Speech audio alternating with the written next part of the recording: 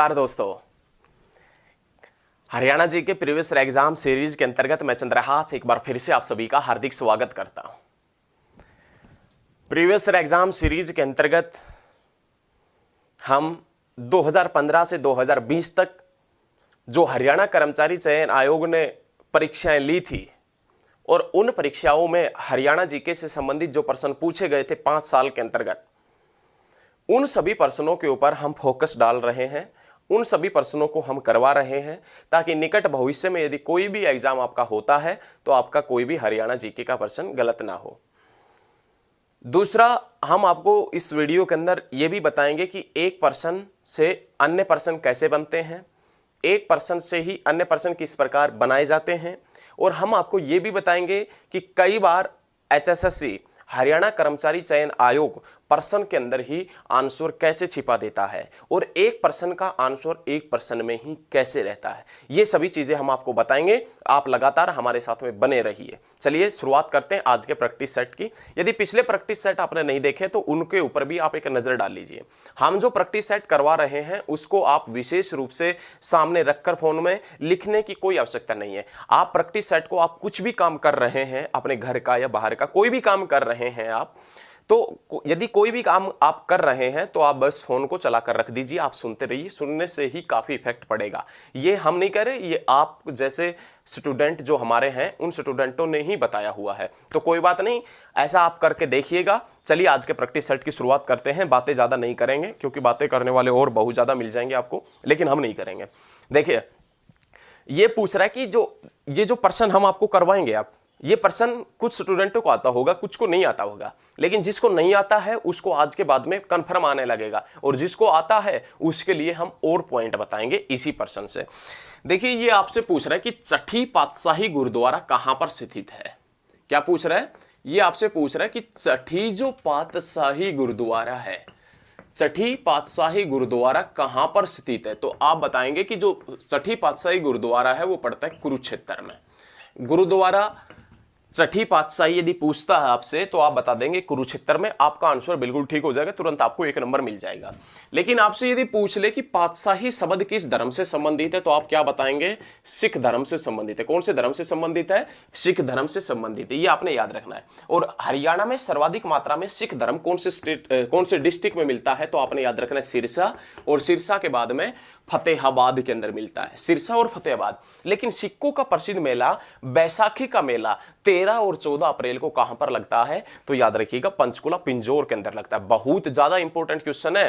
पिंजौर के अंदर 2 दिन 13 व 14 अप्रैल को बैसाखी का मेला चलता है, आपने याद रखना है। गुरु गोविंद सिंह मार्शल आर्ट संग्रहालय कहां पर स्थित है? यमुनानगर में। बैसाखी का मेला लगता है पिंजौर पंचकुला में 13 और 14 अप्रैल को। लेकिन सबसे ज्यादा जो सिख धर्म है, सिखों का प्रसिद्ध मेला पिंजौर में लग रहा है, लेकिन सबसे ज्यादा जो सिख धर्म है वो कहां पर मिलता है तो आपने याद रखना है सिरसा और फतेहाबाद में। और पातशाही शब्द किससे संबंधित है? सिखों से संबंधित है। और चट्ठी पातशाही गुरुद्वारा कहां पर पड़ता है? कुरुक्षेत्र में पड़ता है। चलिए, बहुत अच्छे तरीके से पढ़ाएंगे, कोई दिक्कत नहीं है। आप साथ के साथ में वीडियो को शेयर करते रहिए। दूसरा पॉइंट हम आपसे ये बता देते हैं कि चट्ठी पातशाही गुरुद्वारा तो पड़ता है कुरुक्षेत्र में, लेकिन तीसरी पातशाही भी कहां पर पड़ता है? कुरुक्षेत्र में। 9वीं पातशाही भी कहां पर पड़ता है? कुरुक्षेत्र में। 7वीं पातशाही भी कहां पर पड़ता है? कुरुक्षेत्र में। तो याद रखना है, तीसरी, छठी, 7वीं, 8वीं, 9वीं, तीसरी, छठी, 7वीं, 8वीं, 9वीं पातशाही गुरुद्वारा है, वो सारे गुरुद्वारे कहां पर पड़ते हैं? कुरुक्षेत्र में। लेकिन पहली पातशाही गुरुद्वारा, पहली पातशाही, देखिए पैसे पहली और पैसे पानीपत याद रखना है। पहली पातशाही गुरुद्वारा यदि आपसे पूछता है तो आप बताएंगे पानीपत के अंदर पड़ता है। पहली पातशाही गुरुद्वारा यदि फिर से देखिए एक बार रिपीट करते हैं, पहली पातशाही गुरुद्वारा है वो कहां पर पड़ता है? पानीपत के अंदर। ये बहुत अच्छे तरीके से आपने याद रखना है। तीसरी, छठी, 9वीं और 10वीं पातशाही जो गुरुद्वारा है, तीसरी, छठी, 7वीं, 8वीं, 9वीं, 10वीं पातशाही गुरुद्वारा कहां पर पड़ता है तो आपने याद रखना है कुरुक्षेत्र के अंदर पड़ता है। पहली पातशाही याद रखिएगा, पहली पातशाही कहां पर पड़ता है? पानीपत के अंदर पड़ता है। सभी क्वेश्चन ठीक होने चाहिए आपके। उसके बाद में नेक्स्ट क्वेश्चन, गुरुद्वारा दमदमा साहिब, गुरुद्वारा दमदमा साहिब कहां पर पड़ता है? तो आपने याद रखना कुरुक्षेत्र में। गुरुद्वारा दमदमा साहिब हमने इसलिए बताया है क्योंकि यह चीज आपको भी पता होनी चाहिए। गुरुद्वारा दमदमा साहिब कहां पर पड़ता है? कुरुक्षेत्र के अंदर पड़ता है। याद रखना, दमदमा हरियाणा की सबसे बड़ी झील का नाम है, दमदमा झील, जो सोहना गुरुग्राम के अंदर पड़ती है। इसीलिए दो क्वेश्चन बने। हरियाणा की सबसे बड़ी जो झील है जिसका नाम क्या है? दमदमा झील, जो सोहना गुरुग्राम के अंदर है। और दमदमा साहिब गुरुद्वारा कहां पर पड़ता है? कुरुक्षेत्र के अंदर पड़ता है। उसके बाद में नेक्स्ट गुरुद्वारा आएगा, गुरुद्वारा बाहोली साहिब। गुरुद्वारा बाहोली साहिब कहां पर पड़ता है? कुरुक्षेत्र के अंदर पड़ता है। लेकिन यह भी हमने इसलिए बताया है क्योंकि बाहोली तेल शोधन कारखाना कहां पर पड़ता है? पानीपत में। और बाहोली तेल शोधन कारखाना पानीपत में कब बना था? 1980 में। याद रखिएगा, बाहोली साहिब गुरुद्वारा कुरुक्षेत्र में और बाहोली तेल शोधन कारखाना कहां पर पड़ता है? पानीपत में, जो कब बना था? 1980 में। लेकिन भैया ये चीज हम इसलिए बता रहे हैं क्योंकि हमें पता है। कोई बात नहीं है, इसमें आपको भी पता लगेगा और आपको ऐसा बताएंगे आप कभी नहीं भूलेंगे। ये आपको पहले भी देख चुके हैं। देखें, बाहोली साहिब गुरुद्वारा कुरुक्षेत्र के अंदर पड़ता है और बाहोली तेल शोधन कारखाना पानीपत में, जो 1980 के अंदर बना था। लेकिन इसी के साथ में आपने याद रखना है, बहुत ज्यादा इंपॉर्टेंट, मेवात अत्यधिक पिछड़ा इलाका था, अब भी थोड़ा थोड़ा है। मेवात पिछड़ा इलाका है, या सरकार की नाकामी समझे हम, या किसी भी प्रकार से मेवात को उभारने के लिए काफी मात्रा में प्रयास भी किया जाता है। ऐसे ही एक प्रयास 1980 के अंदर किया गया था। 1980 के अंदर मेवात विकास बोर्ड बना था। बाहोली तेल शोधन कारखाना 1980 और मेवात विकास बोर्ड कब बना था? 1980 के अंदर बना था। ये चीजें आपके दिल और दिमाग में रहनी चाहिए। चलिए, बहुत अच्छे, लगातार बने रहिए, बहुत अच्छे। नेक्स्ट क्वेश्चन है, हरियाणा में पनघट से संबंधित गीतों में किस रस की प्रधानता होती है? हरियाणा में पनघट से संबंधित गीतों में किस रस की प्रधानता होती है? तो श्रृंगार रस। जो पनघट से संबंधित गीत है, हरियाणा में जो पनघट से संबंधित गीत गाए जाते हैं, उनके अंदर किस रस की प्रधानता होती है? तो आप बताएंगे श्रृंगार रस। पनघट वगैरह तो सुना होगा आपने। पनघट से संबंधित गीतों में श्रृंगार रस की प्रधानता होती है। बहुत अच्छे।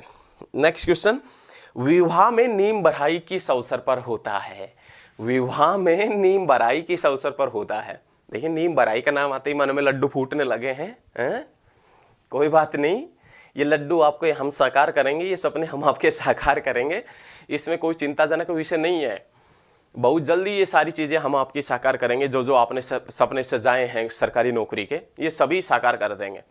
लड्डू तो फूटते ही हैं, ऐसी जब क्वेश्चन आते हैं मन में। तो विवाह में नीम बराई किस अवसर पर होता है? तो याद रखिएगा, जब लड़की का जो घर होता है, मतलब जो आपकी वाइफ बनने वाली है, उसका घर होता है, उस घर के ऊपर जब लड़का जाता है तो उस समय दूल्हे क्या होता है? द्वार पर दूल्हे के आगमन के समय, मतलब जब लड़की का घर होता है, जब दूल्हा वगैरह जाता है लड़की के घर। आजकल तो स्टेज वगैरह प्रोग्राम होने लग गए हैं, वरना पहले वो उसी द्वार के ऊपर, घर का जो मुख्य दरवाजा होता है, उसी द्वार के ऊपर वरमाला डलती थी। आजकल तो एक बार जाते हैं और वो देखा होगा ना आपने, जो दरवाजे वगैरह के ऊपर नीम वगैरह लेकर उस दरवाजे को मारते हैं। तो वही नीम बराई आपसे पूछ रहा है कि द्वार पर दूल्हे के आगमन पर। याद रख, लड़की का जो घर होता है, उसका जो द्वार होता है, वहां पर दूल्हे के आगमन पर नीम बराई की रस्म होती है। काफी रुपए वगैरह भी शायद लिए जाते हैं, पता होगा आपको किसी को, और किसी को नहीं पता है तो आपको जल्द ही पता लग जाएगा। चलिए, बहुत अच्छे, लगातार बने रही, लगातार। नेक्स्ट क्वेश्चन, ये जो प्रश्न है ना, इसमें वास्तव में आपको मजा आएगा। देखे, प्रथम विश्व युद्ध में सैनिकों की सबसे अधिक भर्ती किस जिले से हुई थी? प्रथम विश्व युद्ध के दौरान सैनिकों की सबसे ज्यादा भर्ती किस जिले से हुई थी? तो एक बार इसके ऊपर हम फोकस डालेंगे, और यदि प्रथम विश्व युद्ध से संबंधित हरियाणा जीके का कोई और भी प्रश्न निकलता है तो सारे प्रश्न करवाएंगे। देखिए, प्रथम वर्ल्ड वार के पॉइंट की बात करें, प्रथम विश्व युद्ध के पॉइंट की बात करें, प्रथम विश्व युद्ध, तो प्रथम विश्व युद्ध चला था 1914 से 18 तक। किसी को डाउट नहीं है, सभी क्लियर है। प्रथम विश्व युद्ध के दौरान अमेरिका शामिल हुआ था 1917 के अंदर। ये सीडीएस के एग्जाम के अंदर पूछा गया था भाई। पता नहीं सीडीएस का था या एनडीए का था, कुछ ऐसा एग्जाम था, उसके अंदर ये पूछा गया था प्रथम विश्व युद्ध के दौरान अमेरिका कब शामिल हुआ था, तो आपने याद रखना 1917 के अंदर। लेकिन हम तो नेशनल और इंटरनेशनल जीके के पॉइंट की बात ही नहीं कर रहे, हम तो बात कर रहे हैं ओनली हरियाणा की। प्रथम विश्व युद्ध जो हुआ 1914 से 18 तक, इस विश्व युद्ध के दौरान हरियाणा में सैनिक भर्ती का मुख्य केंद्र कौन सा हुआ करता था? रोहतक सैनिक भर्ती का मुख्य केंद्र हुआ करता था। और सैनिक भर्ती का मुख्य केंद्र था तो रोहतक से कितने सैनिक भर्ती हुए थे? 22,144 सैनिक भर्ती हुए थे। और इस सैनिक भर्ती का विरोध किसने किया था? तो आपने याद रखना है पंडित नेकीराम शर्मा ने। पंडित नेकीराम शर्मा, जिसका उपनाम है हरियाणा केसरी, जिसका जन्म 1887 में रोहतक के कैलंगा गांव में हुआ था। यह आपने याद रखना बहुत अच्छे तरीके से। प्रथम विश्व युद्ध 1914 से 18 तक चला। इस विश्व युद्ध में सैनिक भर्ती का मुख्य केंद्र रोहतक था और रोहतक से 22,144 सैनिक भर्ती हुए थे। और 22,144 जो सैनिक भर्ती हुए थे, उस सैनिक भर्ती का विरोध किसने किया था? पंडित नेकीराम शर्मा ने। और पंडित नेकीराम शर्मा, जिसे हरियाणा केसरी के नाम से जानते हैं, पंडित नेकीराम शर्मा जिसका जन्म हुआ 1887 में रोहतक के कैलंगा गांव के अंदर, याद रखना है। 1916 में ये बाल गंगाधर तिलक के स्वराज अभियान के सदस्य बने। 1920 के अंदर ये कांग्रेस के सचिव बनाए गए, डिविजनल कांग्रेस के मुख्य सचिव बनाए गए। और 1921-22 के अंदर ये जेल में रहे असहयोग आंदोलन के दौरान। 1925 से लेकर 1930 ये मदन मोहन मालवीय और लाला लाजपत राय जैसे महान व्यक्तियों के साथ रहे। और 1930 में पंडित नेकीराम शर्मा ने भिवानी से संदेश नामक साप्ताहिक समाचार पत्र निकाला था। याद रखिएगा, भिवानी वही शहर है जिसे वार हीरोज ऑफ सिटी कहा जाता है। वार हीरोज सिटी कहा जाता है किसको? भिवानी को। और याद रखिएगा, धर्मार्थ न्यासों का शहर भी किसे कहते हैं? तो आपने याद रखना है, धर्मार्थ न्यासों का शहर भी किसे कहते हैं? भिवानी को कहते हैं। लेकिन धर्मनगरी कुरुक्षेत्र, लेकिन हरियाणा की काशी भिवानी और छोटी काशी कैथल। लेकिन आप आइए पंडित नेकीराम शर्मा के ऊपर। पंडित नेकीराम शर्मा ने 1930 में भिवानी से संदेश नामक साप्ताहिक समाचार पत्र निकाला था। Doubt clear? उसके बाद में क्वेश्चन आता है कि हरियाणा केसरी के नाम से किसे जाना जाता है? पंडित नेकीराम शर्मा। और पंडित नेकीराम शर्मा का एक बहुत अच्छी लाइन है, एक बहुत अच्छा वाक्य है। वो अच्छा वाक्य क्या है? मुझे तो संपूर्ण भारत की भूमि चाहिए। मुझे तो संपूर्ण भारत की भूमि चाहिए। ये किसने कहा था? पंडित नेकीराम शर्मा ने। तो 1914 से 18 तक जो वर्ल्ड वार चला था, उससे संबंधित क्या क्वेश्चन आते हैं और क्या क्वेश्चन पूछा गया है और क्या क्वेश्चन आने की संभावना है, सभी पॉइंट क्लियर है? ऐसे ही पॉइंट क्लियर करते चलेंगे। आप वीडियो को साथ के साथ में शेयर करते रहिए। चलिए, बहुत अच्छे तरीके से पढ़ेंगे, किसी प्रकार का कोई दिक्कत नहीं आएगा। नेक्स्ट क्वेश्चन है, शंकर जादूगर की जन्मस्थली कौन सी है? आपने नाम सुना होगा जादूगर सम्राट शंकर, क्योंकि आपके शहर के अंदर भी आया होगा कभी जादू दिखाने। जादूगर सम्राट शंकर, जादूगर सम्राट शंकर कभी कभी आपके शहर के अंदर आया होगा सर्कस वगैरह दिखाने के लिए। आपने भी देखा होगा कभी कभी सर्कस। जादूगर सम्राट शंकर की जो जन्मस्थली है उसके पॉइंट की बात करें तो एलनाबाद से है। कहां से है? एलनाबाद से है जादूगर सम्राट शंकर। और एलनाबाद, जिसका क्वेश्चन पूछ लिया जाता है कि एलनाबाद का पुराना नाम क्या है, तो खड़ियल। एलनाबाद का पुराना नाम है खड़ियल। जादूगर सम्राट शंकर का जो संबंध है वो कहां से है? एलनाबाद से। और एलनाबाद कहां पर पड़ता है? सिरसा के अंदर। क्लियर है ना? जादूगर सम्राट शंकर सिरसा से है। सिरसा की कौन सी विधानसभा सीट से है? एलनाबाद से। और एलनाबाद जिसका पुराना नाम खड़ियल है। ये आपने यदि देखना है तो हमारे डिस्ट्रिक्ट वाली जो वीडियो है उसके अंदर भी आप जाकर देख सकते हैं। एलनाबाद का पुराना नाम आप नोट कर लीजिए, बुक में नहीं तो अपने दिमाग में नोट कर लीजिए, और दिमाग में नहीं तो दिल में नोट कर लीजिए। एलनाबाद का पुराना नाम है खड़ियल। और जादूगर सम्राट शंकर भी कहां से थे? एलनाबाद से हुआ करते थे। तो ये सभी पॉइंट आप क्लियर रखिएगा, क्लियर करते हुए चलिएगा। चलिए बोर्ड को साफ कर देते हैं, उसके बाद में आगे बढ़ते हैं। सभी पॉइंट समझ में आ रहे हैं ना? किसी प्रकार का कोई दिक्कत नहीं होना चाहिए। और यदि फिर भी आपको कोई दिक्कत महसूस हो रहा है तो आप कमेंट कर दीजिए, कमेंट का आंसर हम अवश्य देंगे। कमेंट करते हुए चलिएगा। नहीं, आपके अंदर एक जोश होना चाहिए सरकारी नौकरी का, उस जोश को तो हम बरकरार रखेंगे। फिर एक बार जोश जगा लीजिए सरकारी नौकरी का, फिर वो किस प्रकार से बरकरार रखना है वो काम हमारा है।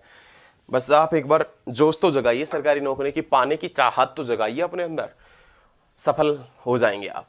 देखें, नेक्स्ट क्वेश्चन है, धार्मिक व ऐतिहासिक स्थल कोल किस जिले में है? क्या पूछ रहा है? धार्मिक और ऐतिहासिक स्थल, धार्मिक और ऐतिहासिक स्थल कोल किस जिले के अंदर है? तो ये वन लाइनर क्वेश्चन है, इसका आपने याद रखना, कैथल के अंदर। ये हमने इसलिए बताया है क्योंकि 2-3 बार एग्जाम में ये पूछा जा चुका है। धार्मिक व ऐतिहासिक स्थल कोल कैथल में। लवकुश महातीर्थ भी कहां पर पड़ता है? कैथल के अंदर पड़ता है। कोयल पर्यटन स्थल भी कहां पर पड़ता है? कैथल। कोयल पर्यटन स्थल कैथल, लवकुश महातीर्थ कैथल, और धार्मिक व ऐतिहासिक स्थल कोल कहां पर पड़ता है? कैथल के अंदर। याद रखना है। याद कैसे रखना है? नोट कर लीजिए। कहां पर? बुक में। बुक में नहीं करेंगे, दिमाग में। दिमाग में नहीं करेंगे तो दिल में नोट कर लीजिए, कोई बात नहीं है। चलिए नेक्स्ट क्वेश्चन की तरफ बढ़ते। बहुत अच्छे क्वेश्चन आएंगे, एक से एक बेहतरीन क्वेश्चन आएंगे। रत्नावली किसने लिखी थी? पता है? नो डाउट आपको भी पता होगा, नो डाउट। हम मानते हैं कि आपने पढ़ा है, आपको कुछ लोगों को पता होगा, कुछ को नहीं पता होगा। रत्नावली किसने लिखी थी? लेकिन आज के बाद में सभी को पता लग जाएगा कि किसने लिखी थी। देखें, रत्नावली यदि पुस्तक के पॉइंट की बात करें, रत्नावली ये पूछेगा किसने लिखी। रत्नावली के पॉइंट की बात करें तो रत्नावली किसकी रचना है? हर्षवर्धन की रचना है। हर्षवर्धन प्रसिद्ध लेखक हुआ करता था, जिसकी प्रमुख जो रचनाएं थी वो थी प्रियदर्शिका। हर्षवर्धन की प्रमुख रचना जो हुआ करती थी वो कौन सी हुआ करती थी? एक तो प्रियदर्शिका, प्रियदर्शिका। उसके बाद में कौन सी हुआ करती थी? नागानंद। और तीसरी कौन सी हुआ करती थी? रत्नावली। प्रियदर्शिका, रत्नावली और नागानंद, ये सभी किसकी रचना है? हर्षवर्धन की रचना है। लेकिन एग्जामिनर ने आपसे सिर्फ एक ही पूछी है। कौन सी पूछी है? रत्नावली। तो आप क्या बताएंगे? रत्नावली किसकी रचना है? हर्षवर्धन की रचना है। हर्षवर्धन कौन से वंश से संबंधित था? वर्धन वंश से। वर्धन वंश को पहले किस नाम से जाना जाता था? पुष्यभूति वंश के नाम से। यह क्वेश्चन एचएसएससी पूछ चुका है कि पुष्यभूति वंश का नाम बदलकर क्या हो गया, या पुष्यभूति वंश को वर्तमान में किस नाम से जाना जाता है? तो आप बताएंगे वर्धन वंश के नाम से। किस नाम से? वर्धन वंश के नाम से जाना जाता है। तो हर्षवर्धन कौन से वंश से हुआ करता था? वर्धन वंश। और हर्षवर्धन का दरबारी कवि हुआ करता था बाणभट्ट, और बाणभट्ट ने हर्षवर्धन की जीवनी लिखी थी, जिसका नाम था हर्षचरित्र या हर्षचरित्र या हर्षचरित। किसने लिखी थी? बाणभट्ट ने। बाणभट्ट किसके दरबार में था? हर्षवर्धन के दरबार में हुआ करता था। इसी के साथ में आपने क्या याद रखना है? इसी के साथ में आपने ये याद रखना है कि हर्षवर्धन के शासनकाल में एक प्रसिद्ध चीनी यात्री हेनसांग भारत आया था। हेनसांग, जिसकी पुस्तक का नाम था सीयूकी, और सीयूकी में वर्णन मिलता है थानेसर का। आपसे क्वेश्चन ये पूछ ले कि हेनसांग भारत हरियाणा में कब से कब रहा था? तो हेनसांग हरियाणा में रहा था 634 से 644 तक। ये हमने पिछले प्रैक्टिस सेट है उसके अंदर करवाया था ये क्वेश्चन कि हेनसांग हरियाणा में कब से कब रहा। तो 634 से 644 तक हरियाणा के अंदर रहा था। कौन? हेनसांग रहा था। तो आप लगातार हमारे साथ में बने रहिए। चलिए नेक्स्ट क्वेश्चन की तरफ बढ़ते हैं। नेक्स्ट क्वेश्चन है 40 हाफिज का मकबरा कहां पर स्थित है? 40 हाफिज का मकबरा, देखिए 40 हाफिज का मकबरा कहां पर स्थित है? तो 40 हाफिज का मकबरा है वो कहां पर स्थित है? तो आपने याद रखना हिसार के अंदर। 40 हाफिज का मकबरा हिसार के अंदर स्थित है। हिसार जिसका पूरा नाम है इस्सुयार, और हिसार किसने बसाया था? फिरोज शाह तुगलक ने। कौन सी शताब्दी में बताया था? कौन सी शताब्दी में बसाया था? 14वीं शताब्दी में। और उत्तर भारत की स्टील सिटी या मैग्नेट सिटी के नाम से किसे जानता है? हिसार को जानता है। ये आप याद रखिएगा। लेकिन भारत की स्टील सिटी जमशेदपुर है। तो ये याद रखिएगा 40 हाफिज का मकबरा कहां पर है भैया? हिसार के अंदर है। लाट की मस्जिद भी कहां पर है? लाट की मस्जिद, और लाट की मस्जिद के पॉइंट पूछे आपसे, लाट की मस्जिद भी कहां पर स्थित है? हिसार के अंदर। Delhi gate, Nagauri gate, Mori gate और Talaki gate. Delhi gate, Nagauri gate, Mori gate और तलाकी गेट कहां पर स्थित है? तो आपने याद रखना है हिसार के अंदर स्थित है। ये आपने याद रखना है। लेकिन एक पड़ता है बड़सी गेट, एक पड़ता है कौन सा गेट? बड़सी गेट। वो बड़सी गेट भी कहां पर स्थित है? हिसार का एक कस्बा पड़ता है हांसी, और उस हांसी का पुराना नाम है आसी, और आसीगढ़ का किला पड़ता है पृथ्वीराज चौहान ने बनवाया था, और उस आसीगढ़ के किले के अंदर पड़ता है बड़सी गेट। बड़सी गेट कहां पर पड़ता है? हांसी, हिसार में। Delhi gate, Nagauri gate, Mori gate और तलाकी गेट हिसार में। लाट की मस्जिद हिसार में। 40 हाफिज का मकबरा हिसार के अंदर पड़ता है। आशा करते हैं कि आपको वीडियो पसंद आया होगा, और यदि आपको वीडियो पसंद आ रहा है तो साथ के साथ में वीडियो को शेयर करते रहिए। सभी सोशल प्लेटफॉर्म पर वीडियो को शेयर करें। लगातार हम एक से एक बेहतरीन क्वेश्चन जो पीछे प्रैक्टिस सेट के अंदर रिपीट नहीं हुए हैं, सभी नए पर्सन प्रत्येक प्रैक्टिस सेट में नए पर्सन हम आपसे करवाएंगे। कोई भी किसी प्रकार का डाउट यदि आपको लगता है, कोई भी पर्सन में डाउट लगता है, तो आप उसका कमेंट कीजिए, पर्सन को कमेंट कीजिए। हम आज नहीं तो कल आंसर देंगे हर पल। तो हरियाणा में अंबाला कैंटोनमेंट की स्थापना कब हुई थी? हरियाणा के अंदर ये पूछ रहा है कि जो अंबाला कैंट है, क्या अंबाला जो कैंट है हरियाणा के अंदर, ये अंबाला कैंट कब बना था? हरियाणा के अंदर अंबाला कैंट कब बना था? तो आपने याद रखना 1843 के अंदर अंबाला कैंट बना था।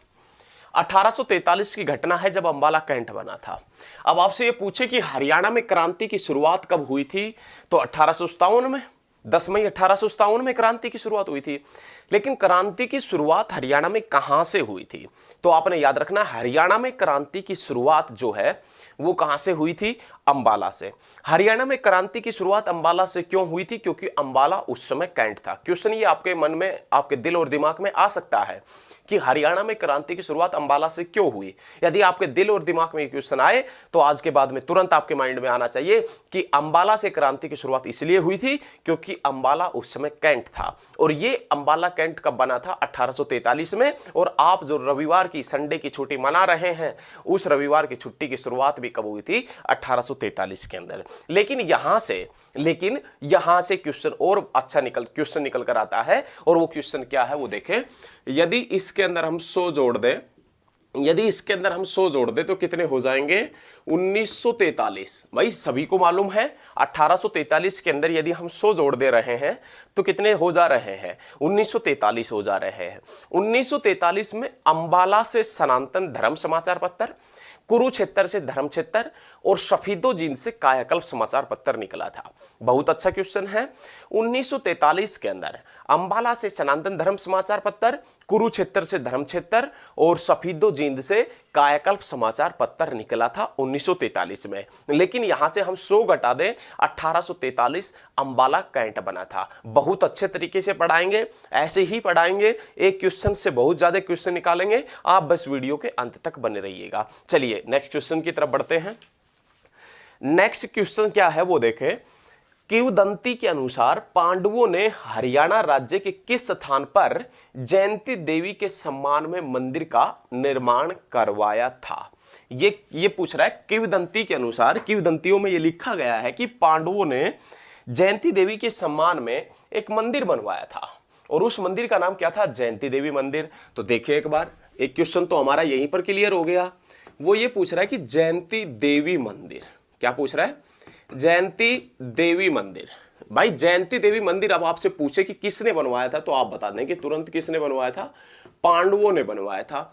और किसकी याद में? जयंती, माता जयंती की याद में बनवाया था। लेकिन ये आगे क्या पूछ रहा है कि वो मंदिर कहां पर बनवाया था? तो जयंती देवी मंदिर है वो कहां पर पड़ता है? जींद के अंदर पड़ता है। याद रखिएगा, कहां पर पड़ता है? जींद के अंदर पड़ता है। कौन सा मंदिर? जयंती देवी मंदिर। पांडवों ने महाभारत विजय के उपलक्ष्य में, पांडवों ने महाभारत विजय के उपलक्ष्य में, ये पॉइंट आप नोट कर लीजिए, ये पॉइंट नोट करने योग्य है। पांडवों ने महाभारत विजय के उपलक्ष्य में, महाभारत विजय मतलब महाभारत का युद्ध नहीं हुआ था, लेकिन युद्ध होने से पहले महाभारत विजय के उपलक्ष्य में एक मंदिर बनवाया था, जिसका नाम क्या था? जयंती देवी का मंदिर। माता जयंती की याद में महाभारत विजय के उपलक्ष्य में कि यदि हम युद्ध, जैसे आप नहीं कहते हैं कि यदि नौकरी वगैरह लग गई तो हम ये कर देंगे, लेकिन पांडवों ने ऐसा नहीं किया था। उन्होंने पहले मंदिर बनवाया था, फिर माता से आशीर्वाद प्राप्त किया था कि हमें युद्ध में विजयी बनाए। जैसे हम और मतलब जो भी मानव हैं, जैसे आप है या हम हैं, जैसे आपको नौकरी चाहिए तो हे भगवान नौकरी कर दे, इस प्रकार से हम ये अपनी श्रद्धा के अनुसार जो भी है कुछ कर देंगे। लेकिन पांडवों ने क्या किया था कि महाभारत युद्ध नहीं हुआ था, महाभारत युद्ध से पहले ही माता का मंदिर बनवा दिया था। और वो माता का मंदिर कौन सा था? जयंती देवी का। और जयंती देवी का मंदिर कहां पर पड़ता है? जींद के अंदर। और इसी कारण है, इसी कारण इस जींद को अन्य किस नाम से भी जानता है, तो याद रखिएगा जयंती देवी नगर के नाम से भी जाना जाता है। जयंती देवी नगर के नाम से भी किसको जाना जाता है, तो आपने बहुत अच्छे तरीके से याद रखना है। किसको जानते हैं, जींद को। लगातार बने रहिए, लगातार देखते रहिए और साथ के साथ में शेयर करते रहें। एक शेयर आपका दूसरे लोगों की जिंदगी बना सकता है। देखें, हरियाणा में महारा गांव जगमग गांव योजना की शुरुआत कब हुई थी? महारा गांव जगमग गांव योजना की शुरुआत कब हुई थी, तो आपने याद रखना है महारा गांव और जगमग गांव जो योजना है, महारा गांव और जगमग गांव योजना है, ये किस लिए महत्वपूर्ण है और हमारे लिए एग्जाम की दृष्टि से क्यों महत्वपूर्ण बन जाती है ये? तो हरियाणा के अंदर जो महारा गांव जगमग गांव योजना चली थी, इस योजना के तहत गांवों को 24 घंटे बिजली उपलब्ध कराने का प्रावधान था। गांवों को 24 घंटे बिजली उपलब्ध कराने का प्रावधान था। लेकिन यह पूछ रहा है कि महारा गांव जगमग गांव योजना की शुरुआत कब हुई थी? कौन सी योजना है, एक बार देखें बहुत अच्छे तरीके से। महारा गांव और जगमग गांव, महारा गांव और जगमग गांव, ये योजना है भैया। महारा गांव जगमग गांव योजना की शुरुआत हुई थी 1 जुलाई 2015 से। कब हुई थी? 1 जुलाई 2015 से महारा गांव जगमग गांव योजना की शुरुआत हुई थी। और इसके अंतर्गत क्या प्रावधान था? 24 घंटे गांवों को बिजली उपलब्ध कराने का प्रावधान था। बहुत अच्छे तरीके से याद रखना है, 1 जुलाई 2015 से इसकी शुरुआत हुई थी। नेक्स्ट क्वेश्चन, सीसवाल संस्कृति किस जिले में फैली है? तो याद रखिएगा क्या पूछ रहा है आपसे, ये पूछ रहा है सीसवाल जो संस्कृति है, सीसवाल संस्कृति का संबंध कौन से जिले से है? तो हिसार से। आपसे ये पूछ रहे कि सीसवाल गांव भी कहां पर पड़ता है? हिसार के अंदर। देखिए सीसवाल जैसा ही एक गांव है सिसाई, हरियाणा का सबसे बड़ा जो गांव है उस गांव का नाम क्या है? तो आपने याद रखना है सिसाई। और ये सिसाई गांव भी कहां पर पड़ता है? हिसार के अंदर। लेकिन सीसवाल संस्कृति का संबंध भी कहां से है? हिसार से है। बहुत अच्छा क्वेश्चन है, सीसवाल गांव भी पड़ता है। नवपाषाण काल की सभ्यता, हरियाणा की सीसवाल सभ्यता, नवपाषाण काल की जो सभ्यता है उसे हरियाणा में किस नाम से जाना जाता है? सीसवाल सभ्यता के नाम से जाना जाता है। एक बार देखें ये क्वेश्चन, आप रिपीट करें, क्वेश्चन को अपने माइंड में समझे। नवपाषाण काल, नवपाषाण काल की जो सभ्यता है, नवपाषाण काल की जो सभ्यता है उसे हरियाणा में सीसवाल सभ्यता के नाम से जाना जाता है। एक बार फिर से रिपीट कर दे रहे, देखिए रिपीट करना हमारा फर्ज है और आपके माइंड के अंदर लगातार बैठाना हमारा फर्ज है। सीसवाल संस्कृति जो है, नवपाषाण काल की जो सभ्यता थी, नवपाषाण काल की जो सभ्यता है, और उस नवपाषाण काल की सभ्यता को हरियाणा में किस नाम से जानते हैं? तो आप बताएंगे सीसवाल सभ्यता के नाम से, सीसवाल संस्कृति के नाम से जाना जाता है। चलिए नेक्स्ट क्वेश्चन पढ़ते हैं। नेक्स्ट क्वेश्चन, उसके बाद मोहिंदर प्रताप चंद एक प्रसिद्ध कवि है, उनकी भाषा है, ये पूछ रहा है। ये क्वेश्चन एग्जाम की दृष्टि से बहुत ज्यादा इंपॉर्टेंट है। एग्जाम में काफी बार ये क्वेश्चन पूछा जा चुका है और ऐसे ही क्वेश्चन हम करवा रहे हैं जो एचएसएससी ने लगातार प्रतियोगिता परीक्षाओं के अंदर पूछे हैं। तो ये क्या पूछ रहा है? मोहिंदर प्रताप चंद है क्या? मोहिंदर प्रताप चंद एक सुप्रसिद्ध कवि है, लेकिन उनकी भाषा क्या है? तो आपने याद रखना उर्दू से। कौन सी भाषा से संबंधित है? तो आपने याद रखना उर्दू से संबंधित है। अब यहां पर उर्दू से एक क्वेश्चन निकलता है, एक प्रश्न निकलता है, एक क्वेश्चन निकलता है। और वो क्वेश्चन क्या है कि हरियाणा का ऐसा जिला, हरियाणा का एकमात्र जिला जिसके अंदर उर्दू बोली जाती है। एक बार फिर से समझिए प्यारे बच्चे, आप समझने की कोशिश कीजिए। हरियाणा का ऐसा जिला जिसके अंदर उर्दू का प्रयोग किया जाता है, उर्दू बोली जाती है, तो कौन सा डिस्ट्रिक्ट है? तो आप याद रखिएगा Gurugram, cyber city, medi city, millennium city के नाम से जानते हैं। गुरु द्रोणाचार्य के नाम पर बसाया गया शहर है गुरुग्राम। पहले नाम था गुरुग्राम, बाद में नाम हुआ गुड़गांव और अब फिर क्या हो गया? गुरुग्राम। तो याद रखिएगा हरियाणा का ऐसा जिला जिसके अंदर उर्दू बोली जाती है, गुरुग्राम। और जो मोहिंदर प्रताप चंद जो एक सुप्रसिद्ध कवि थे, उनकी जो लैंग्वेज थी, उनकी जो भाषा थी, वो कौन सी हुआ करती थी? उर्दू। बहुत बढ़िया, बहुत बढ़िया, एकदम झक्कास तरीके से पढ़ेंगे, एकदम बिल्कुल जहर तरीके से। आपको किसी प्रकार का कोई दिक्कत नहीं आने देंगे भैया। बस आप लगातार बस हम आपसे ये रिक्वेस्ट करते हैं कि आप वीडियो को एंड तक अवश्य देखें। देखिए शुरुआती चरण में देखने से और एंड तक नहीं देखेंगे ना तो इसमें भाई आपको देखिए हम पूरा मेहनत करवाने के लिए तत्पर हैं और आप मेहनत करें हमारे साथ में, हम जो बताते हैं उसी के अकॉर्डिंग आप मेहनत करें, सफलता अवश्य मिलेगी, सफलता आपके कदम चूमेगी। चलिए नेक्स्ट यदि प्रश्न की तरफ बढ़े तो निम्नलिखित में से कौन हरियाणा के कालिदास के नाम से जाने जाते हैं? हरियाणा का जो कालिदास है, हरियाणा का कालिदास किसे कहते हैं? तो आपने याद रखना है हरियाणा का कालिदास कहते हैं दीपचंद बहमन को। हरियाणा का कालिदास किसे कहते हैं? दीपचंद बहमन को। ये क्वेश्चन बहुत ही इंपॉर्टेंट है और बहुत लिखने योग्य है। हरियाणा का कालिदास दीपचंद बहमन को कहते हैं। अब देखिए भैया, अब आगे बढ़ते हैं। निम्नलिखित में से हरियाणा के कालिदास के नाम से किसे जाना जाता है? दीपचंद बहमन। इसी से संबंधित 7 से 8 प्रश्न और है, किस व्यक्ति को किस नाम से जाना जाता है, वो प्रश्न आप नोट करते हुए चलिएगा। आप नोट करें और समझने की कोशिश करें और लिखेंगे तभी बात बनेगी। देखें उसके बाद है आधुनिक हरियाणा का निर्माता किसे कहते हैं? पता होगा सभी को, बंसीलाल को, चौधरी बंसीलाल को, जिसका जन्म हुआ था भिवानी के गोलागढ़ में 1927 के अंदर। आधुनिक हरियाणा का निर्माता लोह पुरुष किसे कहते हैं? चौधरी बंसीलाल को। हरियाणा हैरिकेन के नाम से कपिल देव को जाना जाता है। उस कपिल देव का जन्म हुआ था 1959 के अंदर और उनकी कप्तानी में वर्ल्ड कप जीता था 1983 के अंदर, 1983 के अंदर वर्ल्ड कप जीता था, याद रखना है। चलिए आगे बढ़ते हैं भैया। हरियाणा का लौह पुरुष बंसीलाल हो गया। हरियाणा का हास्य कवि सुरेंद्र शर्मा। हरियाणा का हास्य व व्यंग कवि कौन है? सुरेंद्र शर्मा, जो नांगल चौधरी महेंद्रगढ़ से है, आपने याद रखना है। हरियाणा का सुप्रसिद्ध जो हास्य कवि व कलाकार है सुरेंद्र शर्मा है, जो महेंद्रगढ़ डिस्ट्रिक्ट से है और कहां से है? नांगल चौधरी से है। और नांगल चौधरी जिसके तीनों तरफ राजस्थान लगता है और राजस्थान हरियाणा के 7 जिलों के साथ में लगता है, याद रखिएगा। किसानों का अफलातून किसे कहते हैं? तो सूरजमल को किसानों का अफलातून कहते हैं। उसके बाद में प्रथम हरियाणवी हास्य व्यंग कवि कौन थे? मीर जाफर जट्टाली। प्रथम हरियाणवी हास्य व्यंग कवि मीर जाफर जट्टाली, ये प्रथम हास्य व्यंग कवि थे।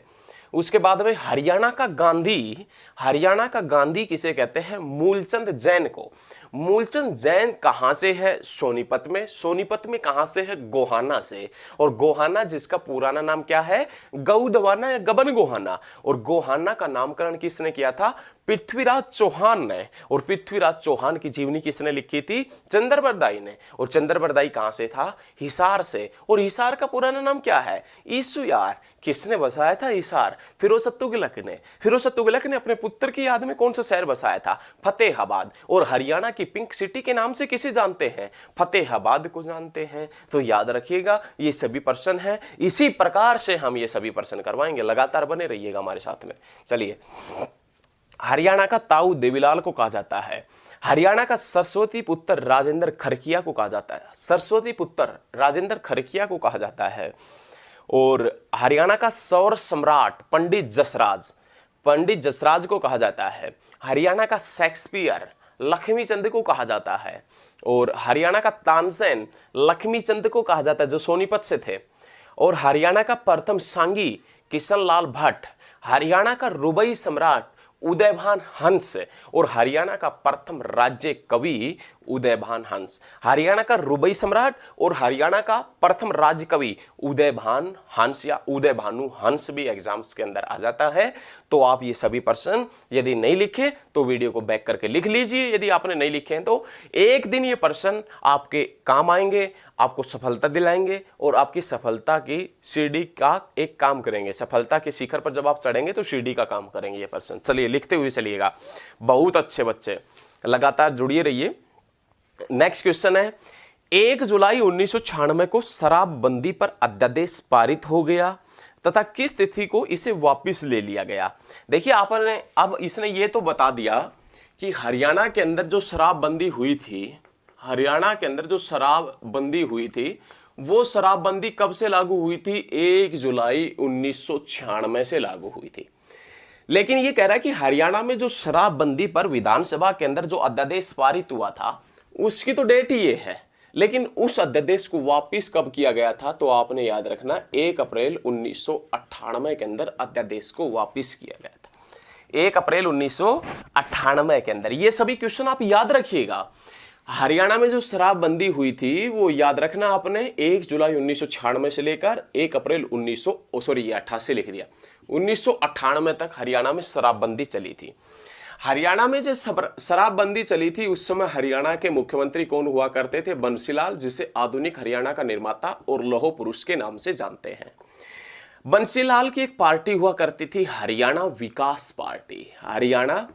हरियाणा विकास पार्टी। और ये हरियाणा विकास पार्टी कब बनी थी? तो आपने याद रखना है, हरियाणा विकास पार्टी बनी थी 1991 के अंदर, लेकिन हरियाणा विकास पार्टी की सरकार आई थी 1996 के अंदर।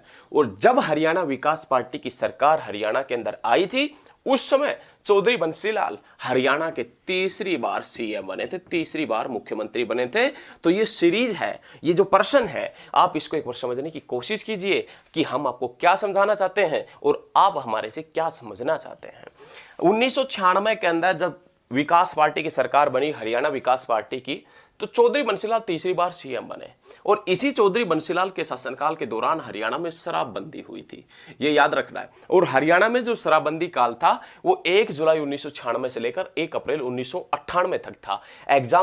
एग्जाम्स की दृष्टि से ये जो प्रश्न है बहुत ज्यादा इंपॉर्टेंट है। हम करवा ही इंपॉर्टेंट रहे हैं, वैसे तो करवा ही नहीं रहे, जो सभी प्रश्न वही करवाने जो एग्जाम्स के अंदर पूछे गए हैं।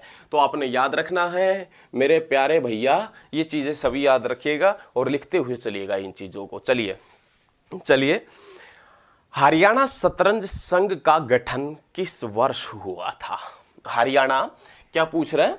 हरियाणा शतरंज संघ का गठन, हरियाणा शतरंज संघ का गठन, हरियाणा शतरंज संघ का गठन किस वर्ष हुआ था? तो हरियाणा शतरंज संघ का गठन हुआ था 2008 में। और 2008 का एक क्वेश्चन कलर के एग्जाम में पूछा था। HSSC ने एक पेपर लिया था हरियाणा के अंदर कलर का, और उस कलर के पेपर के अंदर पूछा गया था कि पंचकुला IT पार्क कब बना था। देखिए, हम ये पूरे दावे के साथ में कह रहे हैं, ये जो सभी प्रश्न है ये करवाए हुए प्रश्न है। ऐसे प्रश्न नहीं है कि कहीं पर उठाकर कह दिया कि ये क्वेश्चन पूछा गया था, ऐसा नहीं है भैया।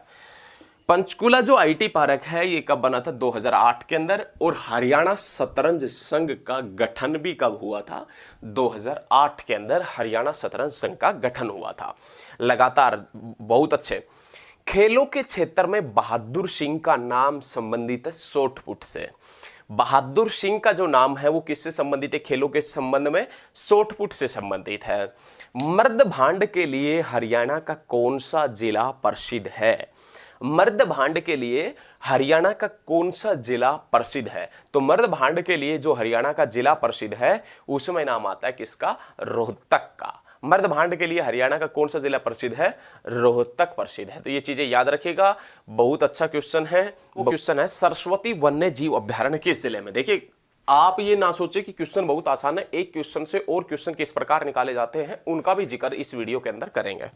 देखें, ये क्वेश्चन पूछ रहा है कि जो सरस्वती वन्य जीव अभ्यारण्य है, दिख रहा है ना, सरस्वती वन्य जीव अभ्यारण्य किस जिले के अंदर पड़ता वो पूछ रहा है।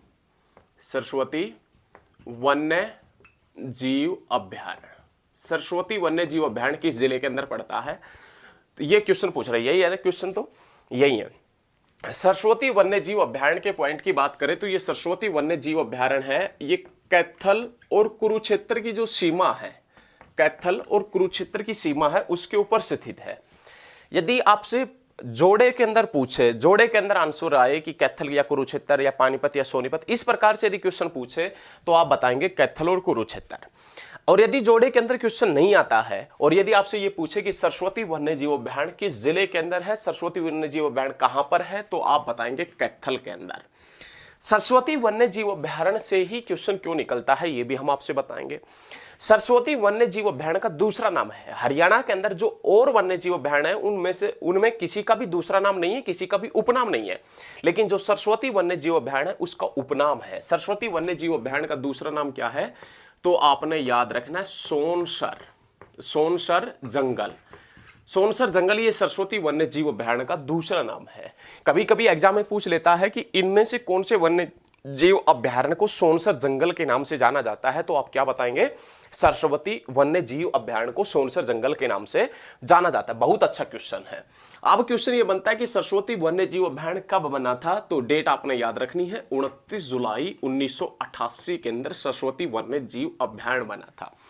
29 जुलाई 1988 के अंदर सरस्वती वन्य जीव अभयारण्य बना था, याद रखना है। और 29 जुलाई 2016 के पॉइंट की बात करें तो हरियाणा के बादली से पशुधन बीमा योजना की शुरुआत की थी। उस समय के जो तत्कालीन कृषि मंत्री हुआ करते थे ओपी धनखड़, उसने, तो ये चीजें आपने याद रखना। वर्तमान में कृषि मंत्री ओपी धनखड़ नहीं है, पहले कृषि मंत्री हुआ करते थे बीजेपी की सरकार में ओम प्रकाश धनखड़। जो वर्तमान में ओपी धनखड़ है ये हरियाणा बीजेपी के अध्यक्ष है। हरियाणा बीजेपी के अध्यक्ष का पद इनको हाल ही में दिया गया है, ये आपने याद रखना है। उन्होंने 29 जुलाई 2016 से पशुधन बीमा योजना की शुरुआत की थी बादली झज्जर से। और बादली कौन से एक्सप्रेस वे के ऊपर पड़ता है, तो आप बताएंगे KMP Kundli Manesar Palwal express way. और कुंडली मानेसर पलवल एक्सप्रेस वे हाल ही में चर्चा में क्यों है, तो कुंडली मानेसर एक्सप्रेस वे है ये हाल ही में चर्चा में इसलिए है क्योंकि इसी के साथ में एक रेल कॉरिडोर बनेगा, एक रेल लाइन इसी के साथ में बिछेगी और उस रेल लाइन की लंबाई भी लगभग केएमपी जितनी ही है। आपने याद रखा, वो भी पलवल से सोनीपत है और केएमपी भी पलवल से सोनीपत है, ये चीजें आपने याद रखनी है। तो ये क्वेश्चन बहुत अच्छे तरीके से क्लियर होना चाहिए। क्लियर है, चलिए आगे बढ़ते हैं। सरस्वती वन्य जीव अभयारण्य 29 जुलाई 1988 में बना था। दूसरा नाम क्या है, सोनसर जंगल के नाम से भी जिसे जानते हैं। चलिए, नवग्रह कुंडों के स्थापित होने के कारण हरियाणा में किस स्थान को छोटी काशी के नाम से जाना जाता है। देखिए, नवग्रह कुंड के कारण, क्वेश्चन कितना भी बड़ा हो लेकिन आप क्वेश्चन की लैंग्वेज को पकड़े। क्वेश्चन क्या पूछना चाह रहा है, वो क्वेश्चन ये पूछना चाह रहा है कि हरियाणा का ऐसा कौन सा शहर है जिसे नवग्रह कुंड के कारण हरियाणा की छोटी काशी कहा जाता है। देखिए, एक क्वेश्चन से कितने क्वेश्चन निकलेंगे वो हम आपको बताएंगे। सबसे पहला क्वेश्चन कि नवग्रह कुंड कहां पर है, सबसे पहला क्वेश्चन तो यही निकलेगा कि नवग्रह कुंड कहां पर है, तो आप बताएंगे नवग्रह कुंड है ये कहां पर पड़ता है, कैथल में पड़ता है। एक क्वेश्चन क्लियर है, नवग्रह कुंड है कैथल में, क्लियर, बहुत अच्छे। अब आपको यह पता लग गया, क्वेश्चन में कहा था कि नवग्रह कुंड के कारण हरियाणा की छोटी काशी किसे कहा जाता है। इसका मतलब जिस शहर में नवग्रह कुंड होंगे उस शहर को किस नाम से जाना जाएगा, छोटी काशी के नाम से। तो छोटी काशी के नाम से हरियाणा के किस शहर को जाना जाता है, कैथल को जाना जाता है। याद रखिएगा, नवग्रह कुंड के कारण हरियाणा की छोटी काशी के नाम से किसे जाना जाता है, कैथल को जाना जाता है। अब नेक्स्ट प्रश्न जो बनेगा वो क्वेश्चन क्या उठता है, ये तो हरियाणा की छोटी काशी हो गई, लेकिन आपसे पूछे कि हरियाणा की काशी किसे कहते हैं, तो आपके माइंड में आना चाहिए बॉक्सिंग का पावर हाउस जो है भिवानी, उसे हरियाणा की काशी कहते हैं। अब हरियाणा की काशी भिवानी को क्यों कहते हैं, ये क्वेश्चन भी आपके दिल और दिमाग में दौड़ना चाहिए। हरियाणा की काशी भिवानी को क्यों कहा जाता है, किस लिए प्रसिद्ध है और इसका रीजन क्या है जिसे हरियाणा की काशी कहा जाता है, तो याद रखना है आपने, मंदिरों की अधिकता के कारण। किसकी अधिकता के कारण, मंदिरों की अधिकता के कारण हरियाणा की छोटी काशी के नाम से किसे जाना जाता है, तो ये आप याद रखिएगा, हरियाणा की छोटी काशी के नाम से भिवानी को जाना जाता है। मंदिरों की अधिकता के कारण हरियाणा की काशी के नाम से, सॉरी छोटी काशी नहीं, हरियाणा की काशी के नाम से किसे जाना जाता है, भिवानी को। और ये आपने क्वेश्चन बहुत अच्छे तरीके से याद रखना, छोटी काशी किसे कहते हैं, कैथल को। लेकिन नवग्रह कुंड भी कहां पर पड़ते हैं, कैथल में। अब क्वेश्चन आता है कि नवग्रह कुंड की स्थापना किसने किसके हाथों करवाई थी, तो नवग्रह कुंड की स्थापना भगवान श्री कृष्ण ने किसके हाथों करवाई थी, तो आपने याद रखना है युधिष्ठिर के हाथों करवाई थी। यह क्वेश्चन भी बहुत बार एग्जाम में पूछा जा चुका है। नवग्रह कुंड की स्थापना भगवान श्री कृष्ण ने किसके हाथों करवाई थी, तो आपने याद रखना है नवग्रह कुंड की स्थापना भगवान श्री कृष्ण ने युधिष्ठिर के हाथों करवाई थी। बहुत अच्छे हैं, बहुत अच्छे क्वेश्चन है, लगातार साथ के साथ में वीडियो को शेयर करते रहिएगा। चलिए, उसके बाद में नाम आता है नेक्स्ट क्वेश्चन है, सिही गांव को किस संत कवि की जन्मभूमि माना जाता है? देखिए ये पूछ रहा है आपसे कि जो सिही गांव है, सिही गांव, अब ये सिही गांव को किस संत कवि की जन्मभूमि माना जाता है? अब हरियाणा जीके के अंदर आपसे ये क्वेश्चन पूछ लिया कि सिही गांव को किस संत कवि की जन्मभूमि माना जाता है, तो भाई सिही गांव भी एक तरीके से प्रसिद्ध हो गया या नहीं? तो सिही गांव यदि पूछे आपसे सिही गांव कहां पर पड़ता है, तो आप बताएंगे फरीदाबाद के अंदर। हरियाणा का सबसे बड़ा जो उद्योग शहर है, उद्योग सिटी है, वो कौन सी है? फरीदाबाद। हरियाणा का सबसे बड़ा शहर कौन सा है? फरीदाबाद। क्षेत्रफल में सबसे छोटा कौन सा? फरीदाबाद। जनसंख्या में सबसे बड़ा कौन सा? फरीदाबाद। सबसे ज्यादा पुरुष और सबसे ज्यादा महिलाएं कहां पर है? फरीदाबाद में। देश में सर्वाधिक मात्रा में ट्रैक्टर कहां पर बनते हैं? फरीदाबाद। देश की बात करें ना कि हरियाणा की। हरियाणा में देश में सबसे ज्यादा ट्रैक्टर फरीदाबाद में बन रहे हैं, तो हरियाणा में भी कहां पर बनेंगे? फरीदाबाद में। हरियाणा में सर्वाधिक मात्रा में बजरी का उत्पादन कहां पर होता है? फरीदाबाद के अंदर। नाहर सिंह स्टेडियम भी कहां पर पड़ता है? फरीदाबाद में। नाहर सिंह बेस जो इंडियन एयरफोर्स यूज करती है वो कहां पर पड़ता है? फरीदाबाद में।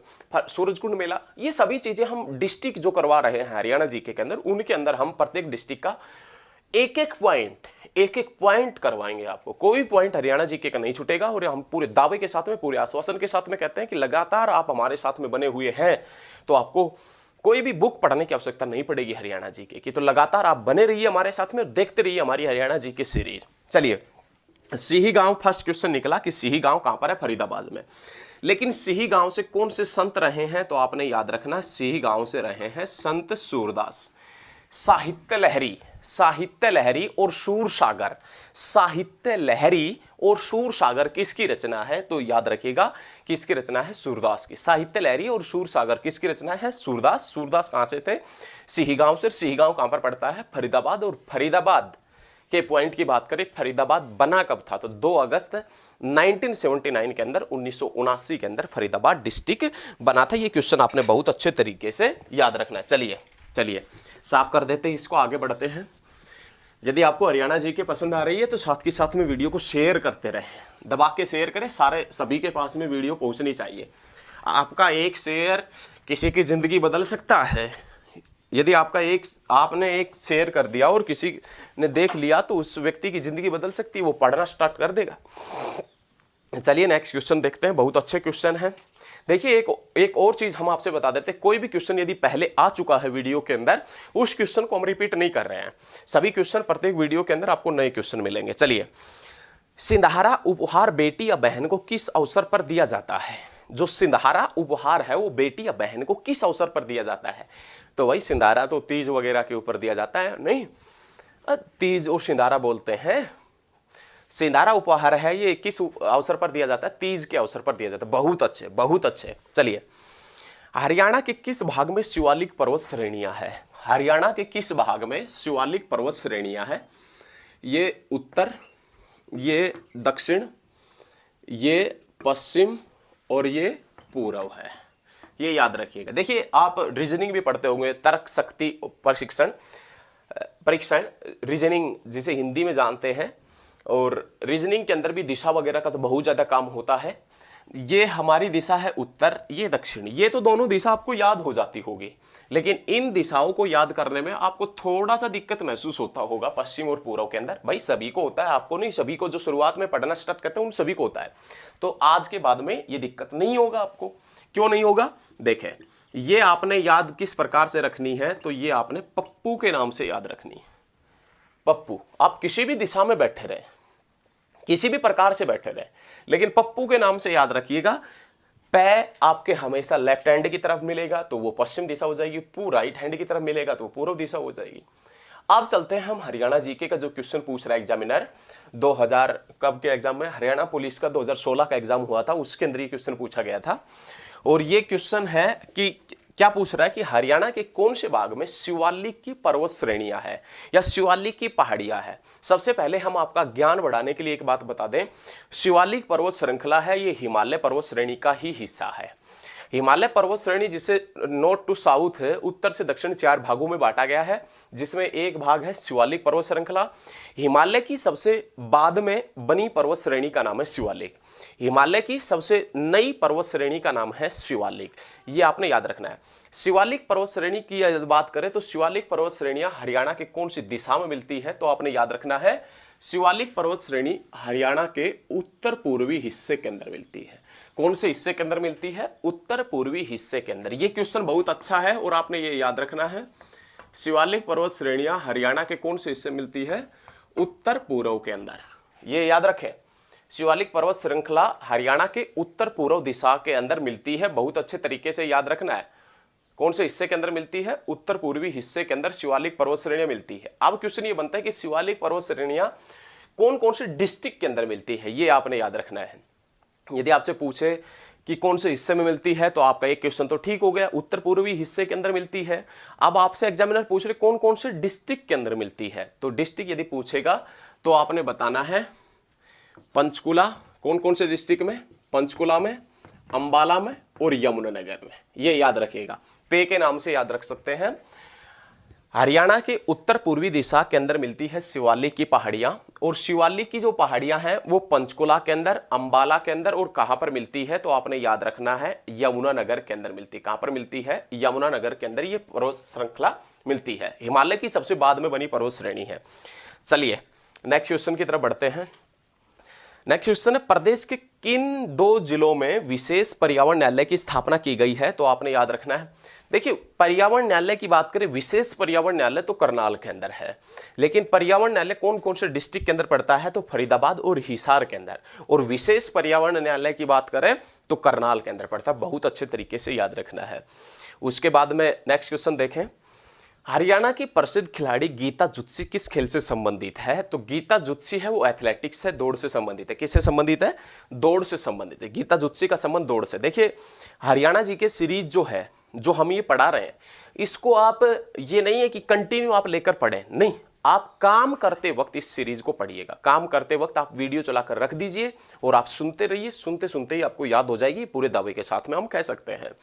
आप काम करते रहिए, कोई भी काम करते रहिए, आप सफर कर रहे हैं या काम कर रहे हैं, तो उस दौरान आप ये वीडियो हमारे देखें। उसी दौरान आपको ये नहीं है कि आपको अलग से स्पेशल टाइम निकालना पड़ेगा। स्पेशल टाइम निकालने के लिए और भी सब्जेक्ट है, और भी हमारी वीडियो आपको हिस्ट्री और ज्योग्राफी की वीडियो भी आपको चैनल के ऊपर मिलेगी, वो वीडियो देखें स्पेशल टाइम निकालकर। और हरियाणा जीके के जो डिस्ट्रिक्ट्स वगैरह हैं और जो चैप्टर हैं, अन्य विशेष जो चैप्टर हैं जिससे क्वेश्चन पूछे जाते हैं, वो आप देखें टाइम निकालकर। ये तो प्रैक्टिस सेट है, ये प्रैक्टिस सेट आप स्पेशल टाइम ना दे। प्रैक्टिस सेट को आप कोई भी काम कर रहे हैं, उस काम करते वक्त आप इस वीडियो को चलाकर रख दीजिए और उस दौरान आप पढ़ें, ये चीजें याद रखें। बहुत अच्छे, बहुत अच्छे। हरियाणा के किस जिले में प्रसिद्ध भूतेश्वर मंदिर स्थित है? देखिए क्या पूछ रहा है कि हरियाणा का ऐसा कौन सा जिला है जिसके अंदर प्रसिद्ध भूतेश्वर मंदिर है। भूतेश्वर मंदिर के पॉइंट की बात करें तो भूतेश्वर मंदिर पड़ता है हरियाणा के हार्ट में। हार्ट ऑफ हरियाणा के नाम से हरियाणा का हृदय किसे कहते हैं, तो जींद को, और उसी जींद के अंदर पड़ता है कौन सा मंदिर? भूतेश्वर मंदिर। याद रखना, बहुत सॉलिड क्वेश्चन है, बहुत बार एग्जाम में पूछा जाता है। जींद रियासत का संबंध कौन सी रानी से रहा है, तो रानी सोदराही का संबंध भी है जींद रियासत से है। बहुत अच्छा क्वेश्चन है, याद रखिएगा। तो ये याद रखें, भूतेश्वर मंदिर कहां पर पड़ता है? जींद डिस्ट्रिक्ट के अंदर भूतेश्वर मंदिर पड़ता है। धन्यवाद, मिलते हैं बहुत जल्द नेक्स्ट क्लास में। यदि आपको वीडियो पसंद आती है तो साथ के साथ में शेयर करते रहें। चलिए, धन्यवाद।